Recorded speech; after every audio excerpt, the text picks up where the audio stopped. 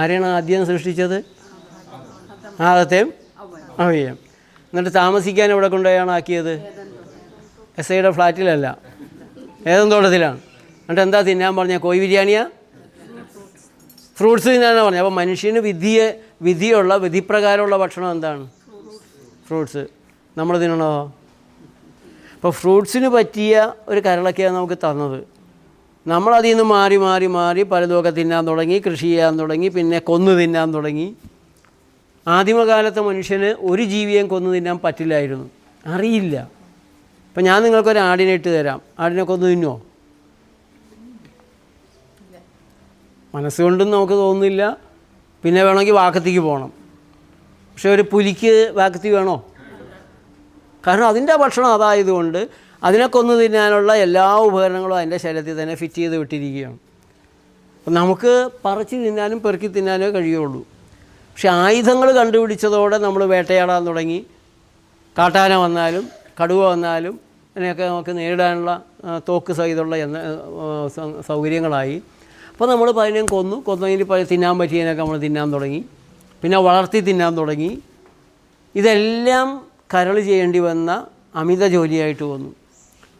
അപ്പോഴും കരൾ പിടിച്ച് നിൽക്കുമായിരുന്നു. ചെറിയ ചെറിയ അസ്വസ്ഥതകളുണ്ടാകും. ഇപ്പോൾ നമ്മൾ പ്ലാന്റ് ബേസ്ഡ് പ്രോട്ടീൻ കഴിക്കുന്നതും ആനിമൽ ബേസ്ഡ് പ്രോട്ടീൻ കഴിക്കുന്നതായിട്ട് വ്യത്യാസമുണ്ട്. ഇപ്പോൾ മുട്ട സൂപ്പർ ഫുഡാണെന്നാണ് എല്ലാവരും പറയുക. ഡോക്ടർമാരൊക്കെ പറയും മുട്ട സൂപ്പർ ഫുഡാണ്, അതിൻ്റെ പ്രോട്ടീൻ ഭയങ്കര കേമമാണ്, അതുകൊണ്ട് നിങ്ങൾ കഴിക്കണം. മഞ്ഞക്കുരു വേണമെങ്കിൽ കൊളസ്ട്രോൾ ഉള്ളവരോട് വേണമെങ്കിൽ അവരെ ഒഴിവാക്കാൻ പറയും. പക്ഷേ ലോകാരോഗ്യ സംഘടന പറയുന്നത് ഒരാഴ്ചയിൽ 2.5 മുട്ടയെ കൂടുതൽ കഴിക്കരുത്. കൂടുതൽ കഴിച്ചാൽ ഹൃദ്രോഗത്തിനുള്ള സാധ്യത, ക്യാൻസറിനുള്ള സാധ്യത, അലർജിക്കുള്ള സാധ്യത കൂടുമെന്നാണ് ലോകാരോഗ്യ സംഘടന പറയുന്നത്. ലോകാരോഗ്യ സംഘടനയ്ക്ക് കട്ടൻട്രി ആയിട്ട് പാടില്ല എന്ന് പറയാൻ പറ്റില്ല. കാരണം ഒരു ദിവസം കേരളത്തിൽ മുട്ട വ്യാപാരം 1.5 കോടി മുട്ടയാണ് കേരളത്തിൽ വിറ്റഴിക്കപ്പെടുന്നത്. ഒരു ദിവസം 1.5 കോടി മുട്ടയ്ക്ക് എത്ര വില വരും? ഒരു മുട്ടയ്ക്ക് 7 രൂപ 8 രൂപ വെച്ച് 10 രൂപ എങ്ങനെയും വരും. അപ്പോൾ ഒരു ദിവസം മുട്ടയ്ക്ക് വേണ്ടി എത്രയാണ് നമ്മൾ ചിലവാക്കുന്നത്? 10 കോടി. ഈ 10 കോടി ദിവസവും വരുമാനമുള്ളൊരു വ്യവസായം ഒരു മാസം എത്രയായി, ഒരു കൊല്ലം എത്രയായി? 3650 കോടിയാണ് മുട്ടയ്ക്ക് കേരളത്തിൽ, മുട്ടയ്ക്ക് മാത്രം, കോഴിയുടെ വേറെ. ഈ ഇങ്ങനെയുള്ള വലിയ ബിസിനസ് താല്പര്യങ്ങൾക്ക് എതിരെ പറയാൻ വലിയ പ്രയാസമാണ്. നമ്മൾ നെറ്റിൽ നോക്കിയാൽ മുട്ടയുടെ ഗുണത്തെക്കുറിച്ചൊക്കെയുള്ള ധാരാളം 60% ശാസ്ത്രീയ പഠനങ്ങളും മുട്ട കമ്പനികളുടെ ഫണ്ട് മേടിച്ച് നടത്തിയിട്ടുള്ള പഠനങ്ങളാണ്. അപ്പോൾ പഠന റിപ്പോർട്ടുകളെല്ലാം ഇങ്ങനെ നന്നായിരിക്കും. 1.86 mg കൊളസ്ട്രോളുണ്ട്, അത് മറച്ചു വെക്കും.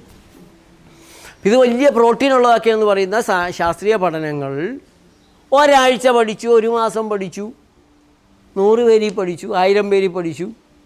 എന്നിട്ട് ഏറ്റവും അടിയിൽ എഴുതി വെക്കും ഇതൊക്കെയാണെങ്കിലും കൂടുതൽ പഠനങ്ങൾ ഇക്കാര്യത്തിൽ ആവശ്യമുണ്ട്. അപ്പോൾ പഠിച്ചവർ രക്ഷപ്പെട്ടോ? ഇങ്ങനെയുള്ള വലിയ തട്ടിപ്പുകളാണ് ഈ ശാസ്ത്രീയ പഠനങ്ങളിൽ മുഴുവൻ നടക്കുന്നത്. അമേരിക്കൻ പ്രസിഡന്റ് ട്രംപ് പറഞ്ഞു ഗർഭിണികൾ ഒരു കാരണവശാലും പാരാസിറ്റമോൾ കഴിക്കരുത്. ഇപ്പോൾ ഇപ്പോഴത്തെ വലിയൊരു വിവാദമാണ്.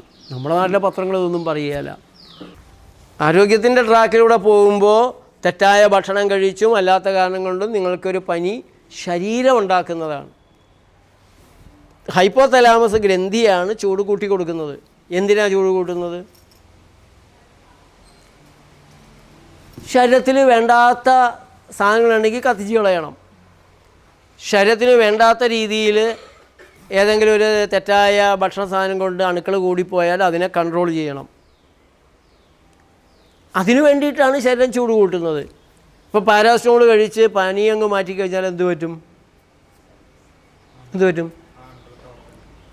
കടന്നു കയറിയ വിഷാംശമാവട്ടെ, നമ്മളെ നശിപ്പിക്കാനിടയാകുന്ന അണുക്കളെന്ന് അവർ പറയുന്നതാവട്ടെ, അത് സന്തോഷമായിട്ട് അതിൻ്റെ വർക്ക് ചെയ്യും.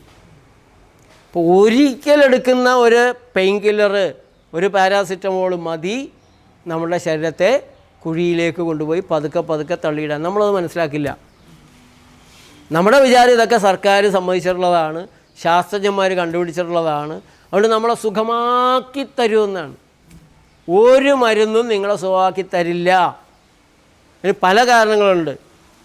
ഒന്ന്, ഡോക്ടർമാരവിടെ ഇരിക്കുന്നത് നിങ്ങളെ സുഖപ്പെടുത്താനല്ല, നിങ്ങളുടെ രോഗത്തെ ഒരു കച്ചവടമാക്കി നിങ്ങളുടെ രോഗം കൊണ്ട് ലാഭം ഉണ്ടാക്കാൻ വേണ്ടിയാണ് ഡോക്ടർമാരിരിക്കുന്നത്. അല്ലാതെ ആത്മാർത്ഥതയുള്ള ഡോക്ടർമാരുണ്ട്, അത് വളരെ വളരെ കുറവാണ്. അവരെ ബാക്കിയുള്ള ഡോക്ടർമാരും മരുന്ന് കമ്പനിയും കൂടെ ഒറ്റപ്പെടുത്തുകയും ചെയ്യും. അവർക്ക് ആ മേഖലയിൽ അധികം പിടിച്ചു നിൽക്കാൻ സാധിക്കില്ല. കൂടുതൽ മരുന്ന് എഴുതുന്നവരെയാണ് ജനങ്ങൾ ഇഷ്ടപ്പെടുക. കുറച്ച് മരുന്ന് കൊടുക്കുന്ന ഡോക്ടർമാർ അയാൾ പോരാ. നിങ്ങളെ കാണുമ്പോൾ തന്നെ രോഗം മനസ്സിലാക്കുന്ന ഡോക്ടർമാരുണ്ട്. ഇപ്പോൾ ഞാൻ പലരുടെയും ബ്ലഡ് ഗ്രൂപ്പ് പറഞ്ഞു, ക്രിയാറ്റിൻ്റെ അളവ് വരെ പറഞ്ഞു. വൈദ്യദൃഷ്ടി വികസിച്ച ഡോക്ടർമാർക്ക് നിങ്ങളെ കാണുമ്പോഴേ രോഗം മനസ്സിലാവും. അവർക്ക് ഈ ലാബ് ടെസ്റ്റ് ഒക്കെ നോക്കിയാൽ തന്നെ അതൊരു കോറിലേഷന് വേണ്ടി മാത്രമായിരിക്കും. നല്ലൊരു ശതമാനം ഡോക്ടർമാർക്ക് ലാബ് റിപ്പോർട്ട് കണ്ടാലും മനസ്സിലാകാത്ത രീതിയിലുള്ള, കാരണം വീട്ടിൽ സ്ത്രീധനം കൂടുതൽ കിട്ടാൻ വേണ്ടി ഡോക്ടറാക്കാൻ കൊണ്ടുപോയി പിടിച്ചുകൊണ്ട് വലിച്ചുകൊണ്ട് തള്ളിക്കൊണ്ട് ഇട്ടതായിരിക്കും. നല്ലൊരു ശതമാനം ഡോക്ടർമാരും അങ്ങനെയാണ്. രോഗികളുള്ളൊരു കരുണ കൊണ്ടോ ഈ ചികിത്സയിലൊരു താല്പര്യം കൊണ്ടോ അല്ല അവർ ഡോക്ടർമാരാകണത്. ചില കുട്ടികളുണ്ട് ചെറുപ്പത്തിൽ നല്ല ചിത്രം വര, ചെറുപ്പത്തിൽ തന്നെ ജന്മനാ കിട്ടുന്ന ചിത്രം വരക്കാരുണ്ട്. അതേസമയം ഒരു താല്പര്യം കൊണ്ടുപോയി പഠിച്ച് ചിത്രം വരക്കാൻ ശ്രമിക്കുന്നവരുണ്ട്, നിർബന്ധപൂർവ്വം ചിത്രം വരക്കുന്നവരുണ്ട്. അപ്പം ഞാൻ ആനയെ നന്നായിട്ട് വരക്കും, മതിലിൻ്റെ അപ്പുറത്തുള്ള ആന, അപ്പോൾ തുമ്പിക്കൈ മാത്രമേ പുറത്ത് കാണുള്ളൂ. അല്ലാതെ എങ്ങാനും വരച്ചാൽ താഴെ എഴുതി വെക്കണം ഇതൊരു ആനയാകുന്നു, അല്ലെങ്കിൽ ആളുകൾക്ക് സംശയം വരും. അതേസമയം ജന്മസിദ്ധിയായിട്ട് നമ്മുടെ ചില കുട്ടികളൊക്കെ വരക്കുന്നത് കണ്ടാൽ ആ കുട്ടി ചിത്രരചനയിൽ മുന്നോട്ട് പോകുന്ന പോലെ നിർബന്ധിപൂർവ്വം വരയ്ക്കുന്ന ഒരാൾ മുന്നോട്ട് പോവില്ല. ഇത് തന്നെയാണ് ഡോക്ടർമാരുടെ ഇടയിലുള്ളത്. ഇപ്പം ജന്മസിദ്ധമായ ഒരു താല്പര്യം ഉള്ള ഒരു ഡോക്ടർക്ക് കുറേയും കൂടെ വ്യത്യസ്തമായിട്ട് ചില കാര്യങ്ങൾ ചെയ്യാൻ പറ്റും. അപ്പോൾ ഈ മരുന്നെടുത്ത് തരികയാണെങ്കിൽ അതിൻ്റെ കുഴപ്പം നമ്മൾ അനുഭവിക്കേണ്ടതായിട്ട് വരും. അപ്പം ഇന്ന് നമ്മൾ ജീവിക്കുന്നത് കച്ചവട ചികിത്സ എന്ന് പറഞ്ഞാൽ ഏറ്റവും വലിയ കച്ചവടമായിരിക്കുന്ന ഒരു സമൂഹത്തിലാണ്. അതേസമയം ചികിത്സ എന്നുള്ളതൊരു സേവനമായിട്ടുള്ള മേഖലകൾ വളരെ വളരെ കുറച്ചേ ഉണ്ട്. അപ്പം ഞങ്ങൾ ചെയ്യുന്നൊരു ജോലി എന്താ? നിങ്ങളെ പഠിപ്പിച്ചു തരിക, കുറച്ച് ദിവസം ഇവിടെ നിർത്തി പരിചയപ്പെടുത്തുക, നിങ്ങളത് ചെയ്യുന്നത് നിങ്ങളത് കാര്യങ്ങൾ മനസ്സിലാക്കി എന്ന് ഉറപ്പ് വന്നാൽ നിങ്ങളെ വീട്ടിലേക്ക് വിടുക, നിങ്ങൾ നിങ്ങളുടെ രീതിയിൽ ജീവിക്കുക, രോഗമില്ലാണ്ട് ജീവിക്കുക. നമ്മുടെ ലക്ഷ്യം രോഗമില്ലാതെ ജീവിക്കുന്ന നിങ്ങളാണ്. രോഗിയായി വന്ന് ഡോക്ടറായി മടങ്ങുന്ന രീതിയിലുള്ള ഒരു ട്രെയിനിങ്ങാണ് ഇവിടെ നടക്കുന്നത്. രോഗം അതിനിടയ്ക്ക് മാറുന്നു എന്നുള്ളത് ഈ പ്രാക്ടീസ് ചെയ്യുന്നതിൻ്റെ സൈഡ് എഫക്റ്റാണ്. അവിടുത്തെ ചികിത്സയുടെ സൈഡ് എഫക്ട്സ് രോഗം കൂടുക എന്നുള്ളതാണ്. ഇവിടുത്തെ ചികിത്സയുടെ സൈഡ് എഫക്റ്റ് രോഗം മാറുക എന്നുള്ളതാണ്. അപ്പോൾ ഇവിടുത്തെ ചികിത്സയോ ഞങ്ങളുടെ രീതിയോ എന്നതിനേക്കാൾ കൂടുതൽ നിങ്ങളുടെ ശരീരത്തിൻ്റെ അവസ്ഥ, ആ ശരീരത്തിനുള്ളിലിരുന്ന് അതിനെ നയിക്കുന്ന പ്രാണൻ്റെ കരുത്ത്, ഇതെല്ലാമാണ് നിർണായകമായിട്ടുള്ളത്.